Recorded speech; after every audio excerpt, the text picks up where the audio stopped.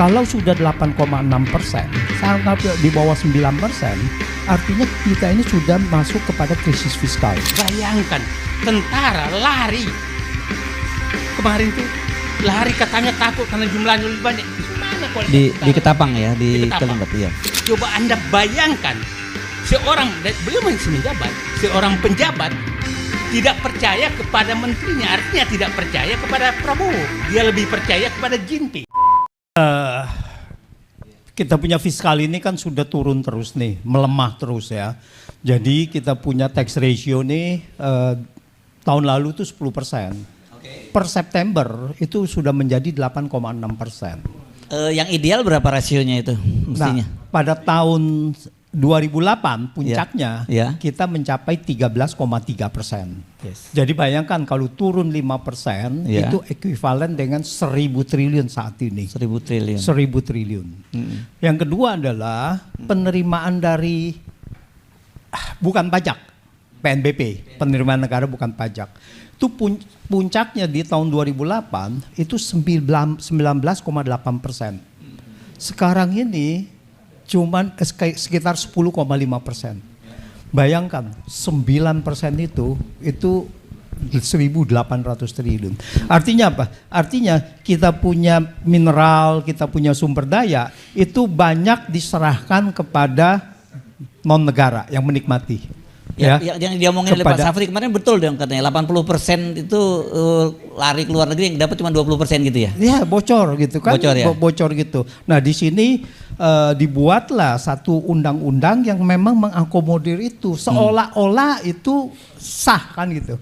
Tapi padahal itu yang dimaksud dengan sebetulnya state capture corruption itu. Nah itu jadi melalui undang-undang yang tidak melanggar konstitusi kemudian disahkan gitu. Nah ini dari fiskal. Nah kalau kita lihat dari bencana ini masalahnya kita kan sudah masuk di bulan Desember. Jadi anggaran tidak terduga itu sudah habis semua. Sudah tidak ada lagi. Makanya kalau lihat di daerah ini sudah tidak mampu untuk mengatasi itu, tuh sudah tidak ada uang gitu. Nah pertanyaannya adalah apakah pusat masih ada uang? Kan efisiensi kata Pak Prabowo. Efisiensi itu cuma dari satu departemen ke departemen lain, tetapi totalnya kan tidak, karena dialihkan ke MBG, ya dialihkan ke tempat-tempat lain gitu. Secara total tidak ada efisiensi gitu. Malah kita punya itu naik terus. Defisit kita juga melebar ya gitu. Nah jadi ini yang mengkhawatirkan. Jadi kebijakan fiskal ini bagaimana ke depannya? Kita lihat belum ada kebijakan fiskal yang dapat terasa bahwa ini bisa memperbaiki penerimaan negara. Kalau sudah 8,6%, sangat di bawah 9%, artinya kita ini sudah masuk kepada krisis fiskal. Ini sudah lama kita suarakan ya.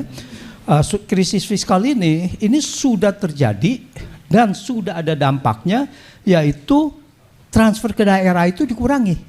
Sudah dipotong. Nah, yang di sana juga di Aceh dan sebagainya itu juga sudah terpotong gitu. Bagaimana sekarang dengan ada bencana ini mereka juga sulit untuk mengatasi itu. Jadi kita belum melihat ada satu kebijakan-kebijakan yang dapat meningkatkan penerimaan negara. Gitu. Terus yang kedua adalah moneter. Kita punya kebijakan moneter ini sudah lama semacam tersandra. Jadi kita tidak bisa memberikan stimulus moneter. Stimulus moneter itu artinya apa? Artinya kita mencoba mengurangi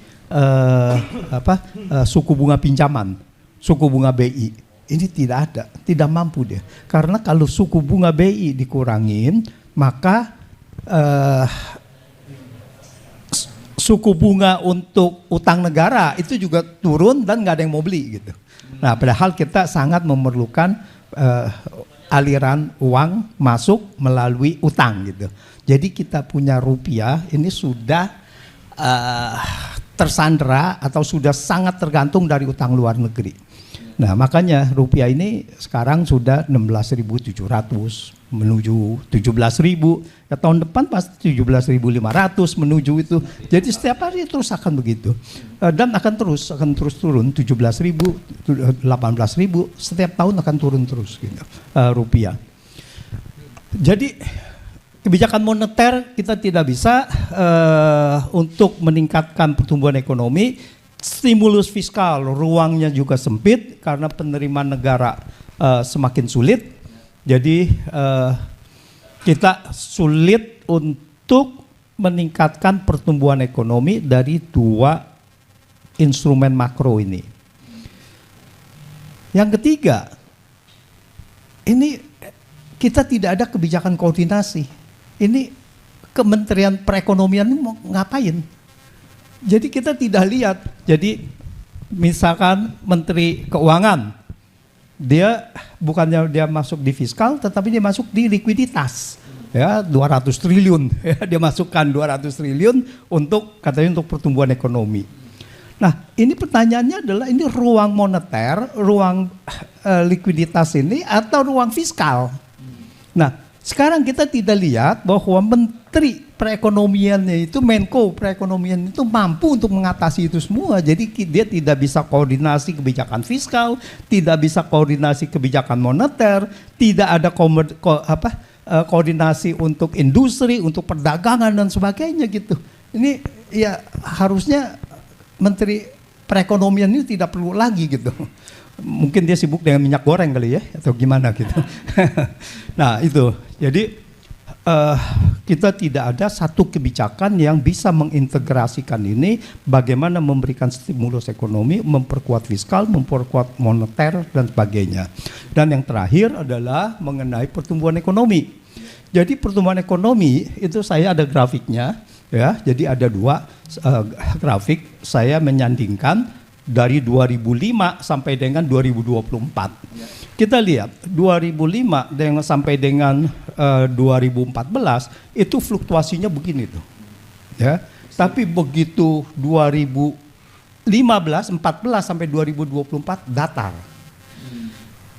10 tahun ekonomi bertumbuh sekitar 5%, ini adalah fabrikasi data. Saya bisa meyakinkan itu. Realitasnya berapa? Realitasnya sewaktu Q1 saya menghitung pertumbuhan dalam negeri itu cuma 3,22%. Itu dari pertumbuhan dalam negeri. Ya, konsumsi domestik aja kan lebih dari itu, Mas Antoni. Masa cuma segitu? Enggak, kontribusinya enggak segitu gitu. Okay. Terhadap pertumbuhan ya, terhadap pertumbuhan ya. Dia palingan cuma 2%, kemarin ini 1% lebih. Kan kita tahu konsumsi kita kan sedang melemah. Ya, bahwa daya beli melemah dan sebagainya gitu. Nah, jadi pertumbuhan ekonomi 3,22% didongkrak oleh ekspor impor, seolah-olah ekspor importnya tinggi, dan kemudian sisanya kemana? Masih belum cukup dengan supply. Sisanya kemana? Dianggapnya sebagai diskrepensi statistik. Jadi itu adalah sampah untuk menyesuaikan antara produksi dengan konsumsi gitu. Apa bahasa mudahnya itu tadi ya bahasa mudah? Diskresi tadi, statistik tadi. Diskrepansi statistik. Ya, jadi begini, kalau kita melihat ekonomi, berarti kita pertama melihat dari produksi. Okay. Ya, produksinya dianggap dikatakan adalah 5,12%, yang terakhir 5,0%. Lalu kemudian dilihat apakah produksi ini terserap semua. Ya, lalu dihitung-hitung itu tidak terserap. Ya, tidak serap apa? Berapa sisanya? Sisanya misalkan 1% lah, ya kalau ini 4% gitu, sisanya 1%. Kemana itu? Dianggap diskrepensi statistik. Nah itu adalah buangan untuk menyesuaikan aja gitu.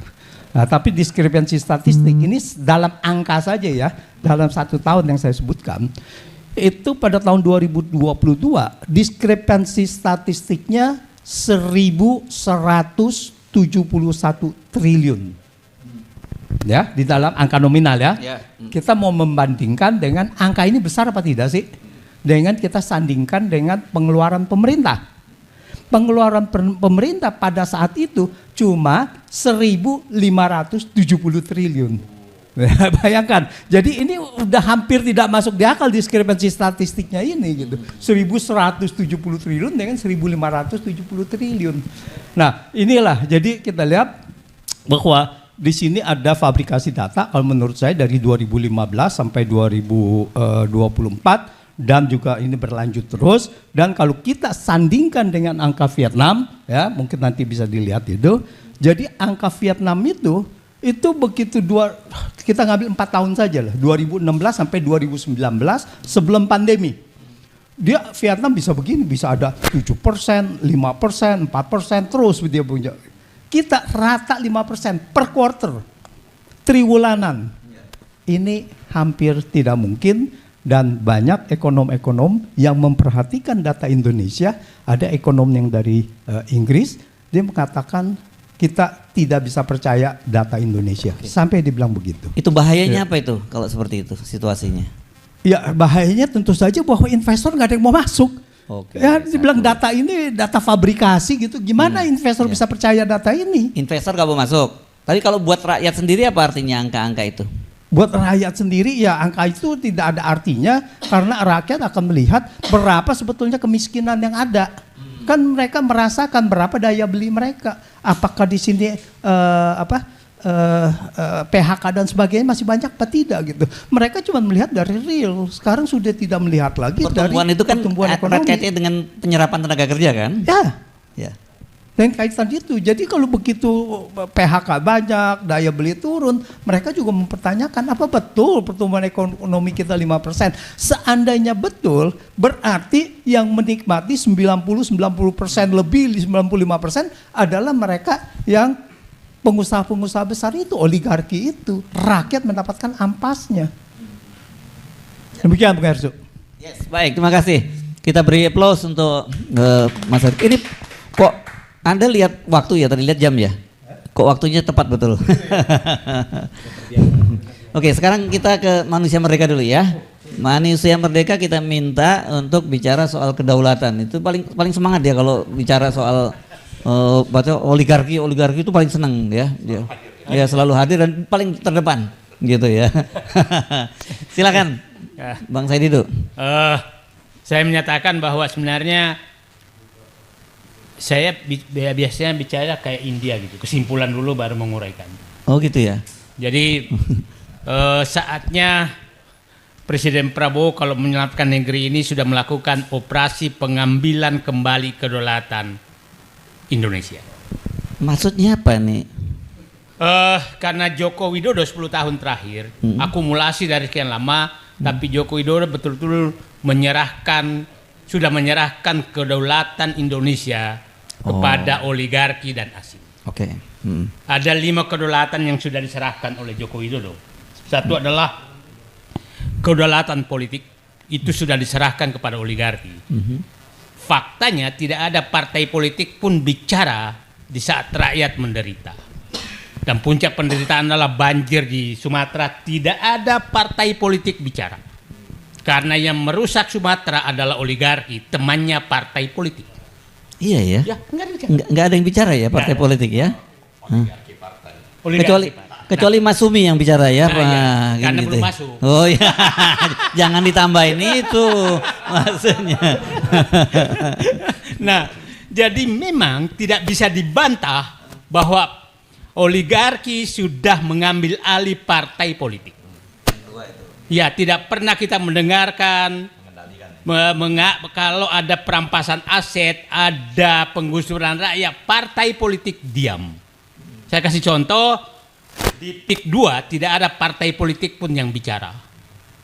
Gubernurnya malah membiarkan rakyatnya di penjara dan berlaku seluruh Indonesia. Partai Manusia Merdeka ada di situ yang hadir. Ya. Itu berarti partai politik sekarang sudah diambil alih oleh oligarki. Oke. Kedaulatan yang kedua adalah kedaulatan hukum.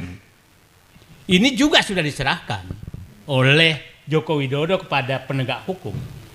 Coba kita bayangkan, nanti Ahmad Yani menjelaskanlah bagaimana keberanian namanya Kapolri menerbitkan Perpol nomor 10. Nanti Bapak jelaskan. Saya hanya menyatakan bahwa Karena itu permintaan oligarki, maka dia berani melakukan apapun. Dan hampir tiap hari saya menghadiri namanya pengadilan, itu pengadilan pesanan oligarki untuk memenjarakan rakyat. Itu di mana-mana seluruh Indonesia. Coba bisa bayangkan Bapak Yusuf Kalla digusur oleh oligarki karena dia oligarki sudah mengendalikan hukum. Jadi Bang Hersu jangan pernah berharap bahwa ada kedaulatan hukum. Yusuf Kalla aja nggak bisa. Yusuf Kalla, seorang mantan presiden 2 kali, mantan wakil presiden 2 kali. Ya. Nah, tokoh Sulawesi Selatan dan dirampak tanahnya, dirampok tanahnya di Sulawesi Selatan. Oh, celak betul itu ya. Mantan ketua umum Golkar. Dan yang melakukan, coba Anda bayangkan, pada saat eksekusi itu adalah grup alumni Lemhanas yang melakukan koordinasi untuk melakukan penggusuran terhadap tanah tersebut. Bayangkan Lemhanas yang kita banggakan ternyata alumninya adalah keluar sebagai komunitas mafia tanah untuk menggusur. Ini yang maksudnya bintang 2 dari bintang 2, 3 bintang 2 di sini. 3 bintang 2 ya. Aktif loh, bukan nggak aktif. Coba bayangkan, artinya yang aparat itu nanti yang hijau, yang coklat, yang ini semua sudah dikuasai juga oleh oligarki, bisa diatur oleh oligarki. Nah, itu namanya hukum. Tidak ada namanya rakyat yang bisa melawan oligarki dimanapun di seluruh Indonesia, mulai dari hutan, gunung sampai laut sampai kota besar. Tidak ada lagi yang bisa melawan. Artinya Joko Widodo betul-betul sudah menyerahkan kedaulatan hukum kepada oligarki. Yang ketiga adalah kedaulatan ekonomi. Kalau ini clear sekali, kedaulatan ekonomi tadi katakan bisa mempraktekkan data dan pertumbuhan seakan-akan hanya dia yang punya hak. Saya menyatakan kedaulatan ekonomi dan hukum itu bercampur aduk. Kita contohlah Sumatera yang kita bahas sekarang. Bayangkan itu namanya hutan di Bukit Barisan. Itu hutannya dari APBN loh, bukan hutan alam. Penghijauan ya? Ya, penghijauan yang pakai APBN. Reboisasi dulu. Nah, menanam hutan pinus. Hutan pinus itu dipakai oleh rakyat dulu untuk mengambil getah pinus. Ini tahun berapa ini? Ya tahun 70-an, itu masih Orde Baru. Orde Baru. Pada saat besar, datanglah mafia, datanglah oligarki ini. Wah, saatnya kita melobi kehutanan untuk kita dapat HPH. Dapatlah di HPH, dia babat hutan itu dari APBN loh, dan dapat untung untuk menyogok lagi para politisi dan pengambil kebijakan. Setelah banjir kita diminta membayar lewat APBN dan rakyat bergelimpangan hanya karena oligarki. Dan kita menyatakan ekonomi sudah dikuasai mereka. Ini faktanya banyak sekali, nanti Pak Hafidz Abbas bisa menjelaskan seperti apa mereka menguasai. Kita jalanlah Pak Hersu.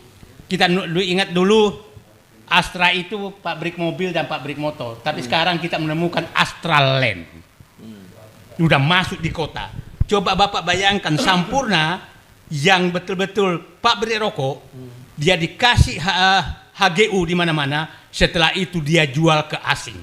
Dan saya yakin betul bahwa lahan-lahan yang mereka miliki sekarang itu sudah milik asing, bukan milik lagi oleh Indonesia. Terus itulah siklus yang terjadi di Indonesia terhadap kekuasaan ekonomi. Siklusnya sederhana. Sogok politisi untuk mendapatkan membuat undang-undang sesuai dengan keinginannya. Sogok pengambil kebijakan untuk mendapatkan selembar izin HGU, HTI, HGB dan lain-lain. Setelah itu datang ke bank minta kredit. Setelah itu dia ambil keuntungan untuk menyogok lagi dan menggusur rakyat. Itulah berputar siklus ekonomi yang terjadi di Indonesia. Nah, itu kedaulatan ekonomi yang sudah diambil. Nah, sekarang kedaulatan sumber daya alam. Kedaulatan sumber daya alam betul-betul sudah habis. Nah, karena dan paling terakhir adalah Joko Widodo mengobral betul-betul sumber daya alam kepada asing dan membebaskan semua kewajiban kepada negara. Morally, fakta paling nyata, bayangkan di wilayah tersebut ada aneka tambang, ada vale yang beroperasi dengan nikel juga.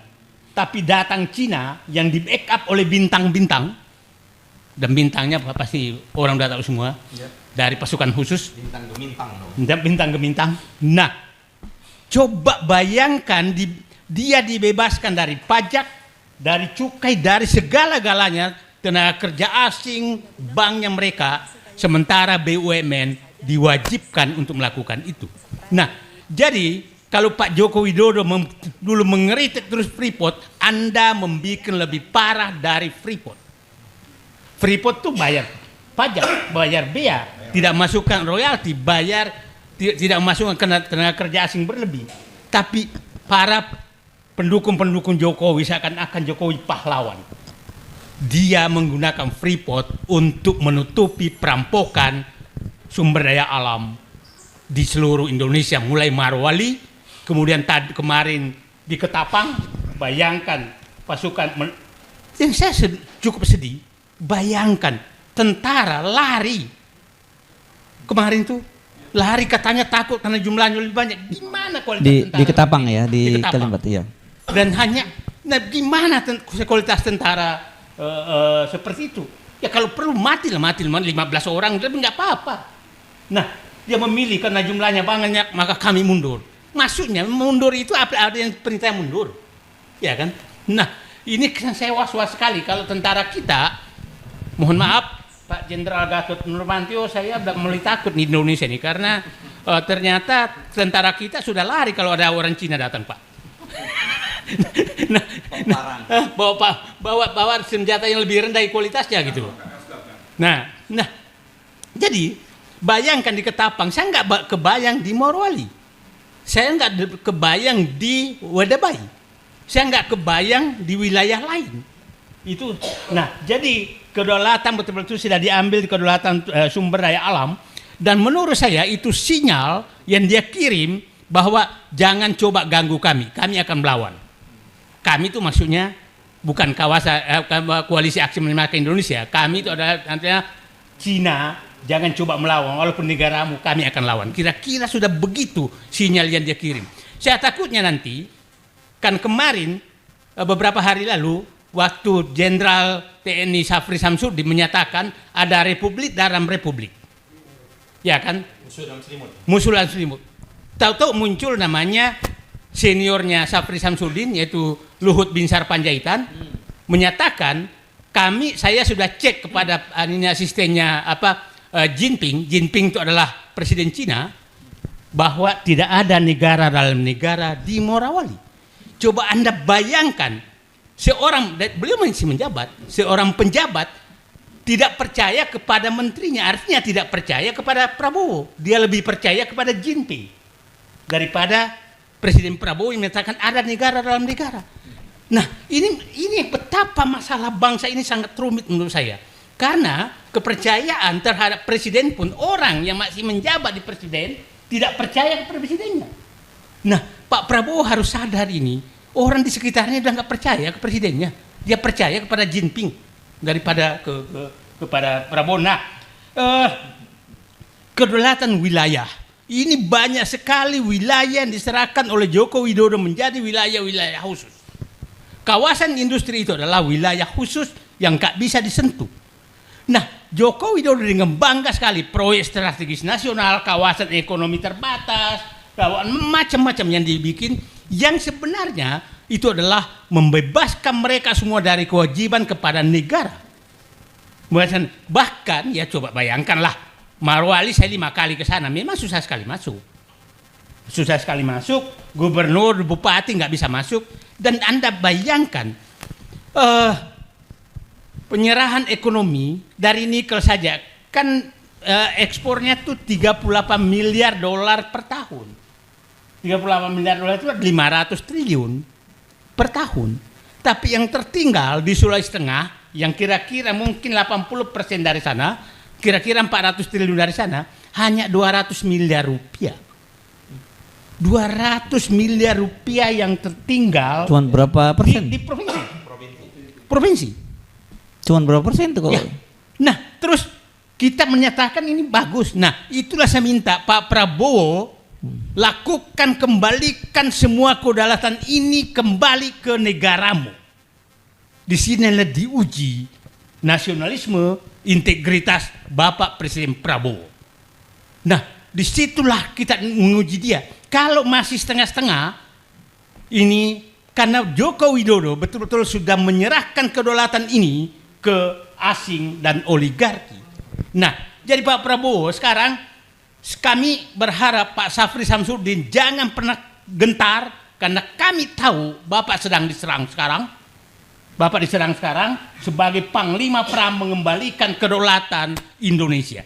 Jadi saya bilang, Pak Prabowo sekarang Indonesia tidak punya lagi kedaulatan.